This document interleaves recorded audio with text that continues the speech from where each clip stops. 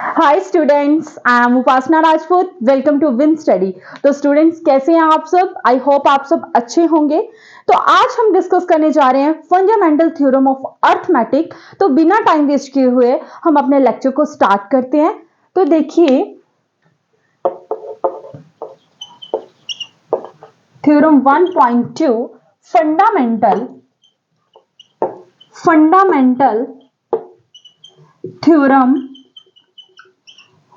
Of arithmetic. वैसे तो मैंने ये चीज स्टूडेंट्स आपके साथ डिस्कस करी है इंट्रोडक्शन में, तो आप पहले इंट्रोडक्शन जरूर देख लें। फिर भी मैं जिन्होंने नहीं भी देखा, इससे भी आपको बहुत अच्छे से हेल्प होगा। तो फंडामेंटल थ्योरम ऑफ अर्थमेटिक क्या बोलता है? बोलता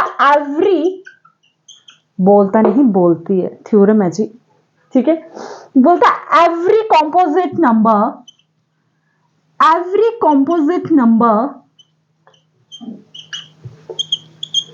can be expressed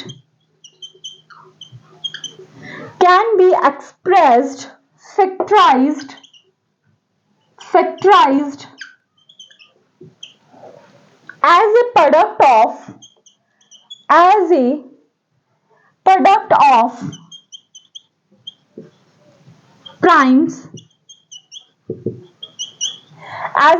of primes and this factorization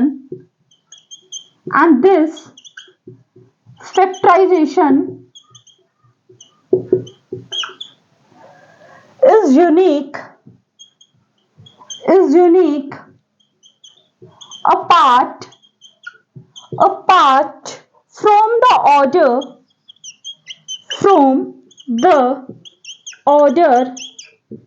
in which the prime factor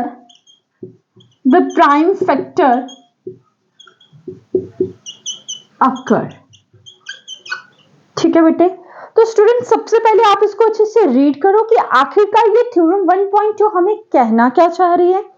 बोलता है every composite number can be expressed factorised as a product of primes and this factorization is unique apart from the order in which the prime factor occur।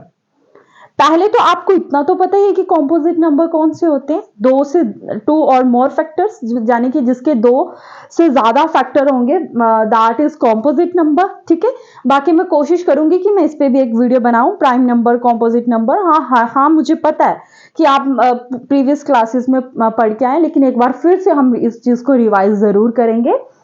तो बोलता है every composite number can be expressed factorized as a product of primes. चलो, अब आपको लग रहा होगा कि ये क्या इंग्लिश में जो भी फालतू में लिखा है। मैं आपको एक एग्जाम्पल के थ्रू समझाने की कोशिश करती हूँ, फिर उसके बाद इस डेफिनेशन पे आती हूँ। ठीक है, जैसे लेट अस, आप मान लीजिए कि यहाँ पे क्या है, 300 है, तो 2 15 30 आगे 0, फिर 3 5 50 ये 0, फिर 2 25 50, 5 5 25, 5 1 5। अगर मैं आपको बोलती कि आप 300 के प्राइम फैक्टर निकालो, आप इस तरीके से निकाल देते, है ना, या फिर आप क्या करते इस तरीके से, 2 15 30, 2 7 14 और 2 5 10, फिर 3 2 6 5, फिर 5 5 25, 5 1 5। इस तरीके से निकाल सकते थे। अब आपको लग रहा है ये क्या मैं फालतू सा काम कर रही हूँ? मैं फालतू सा काम नहीं कर रही, मैं आपको इसमें कॉन्सेप्ट बता रही हूँ। देखो ये 300 है। जब आपने ये मानो आपने सेकंड टाइम किया, क्या बोल रहे, 2 इंटू 2 इंटू 3 इंटू 5 ठीक है।